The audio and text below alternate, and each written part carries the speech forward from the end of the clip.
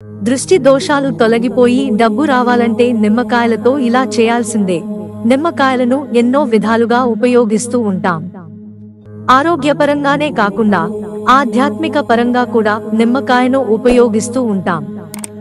అలాగే నిమ్మకాయలకు దిష్టి దోషాలను, ప్రతీత శక్తులను తొలగించే అతీత శక్తులు ఉన్నాయని చాలా మంది నమ్మకం.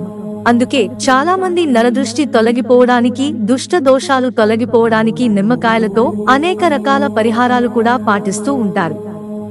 చాలా మంది వ్యాపారస్తుల దగ్గర ఒక గాజు గ్లాసులో నీళ్లు పోసి అందులో నిమ్మకాయ ఉంచడం చూస్తూనే ఉంటాం. ఇలా చేస్తే నెగటివ్ ఎనర్జీ తొలగిపోతుందని, నరదృష్టి, దృష్టి దోషాలు కూడా తొలగిపోతాయని చాలా మంది నమ్మకం.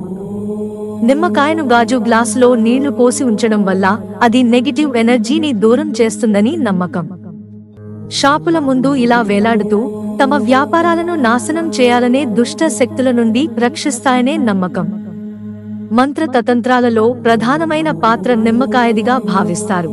అలాగే గురువారం ఆంజనేయ స్వామి గుడికి వెళ్లి 4 నిమ్మకాయలు, లవంగాలు తీసుకెళ్లి పూజ చేయడం ద్వారా కష్టాలు తొలగిపోతాయని చాలా మంది నమ్ముతూ ఉంటారు.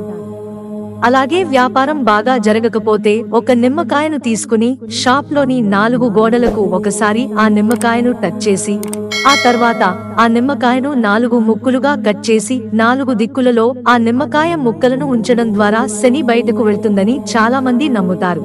అలాగే ఇంటి వాస్తు విషయంలో ఎలాంటి సమస్యలున్నా నిమ్మ చెట్టు ఉండటం వల్ల వాస్తు సెట్ అవుతుందట.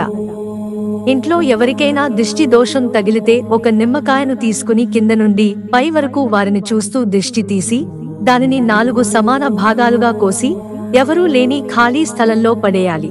వాటిని అక్కడే పడేసి వెనక్కి తిరిగి చూడకుండా వచ్చేయాలి. ఇలా చేయడం ద్వారా ఆ దిష్టి పోతుందట. నిమ్మకాయను ఒక గాజు గ్లాసులో నీటిలో వేసి ఉంచడం వల్ల చెడుని గ్రహించి మంచిని విడుదల చేస్తుందని నమ్మకం. అలాగే శక్తి కేంద్రంగా ఉంటుంది. పరిసరాలను అనుకూలంగా మారుస్తుందని నమ్మకం. కేవలం వ్యాపార ప్రదేశాల్లోనే కాదు, ఇంట్లో కూడా ఇలా చేసుకోవచ్చట. హాలులో ఒక టేబుల్ మీద గాజు గ్లాసులో నీరు పోసి అందులో ఒక నిమ్మకాయను ఉంచడం వల్ల ఎటువంటి దృష్టి దోషాలు ఆ ఇంటి లోపలికి రాలేవుగా, ధనం ఆకర్షించబడుతుందని అర్థం అంటున్నారు. మిత్రులారా, ఛానల్ సబ్స్క్రైబ్ చేసుకోవడం మర్చిపోకండి. ధన్యవాదాలు.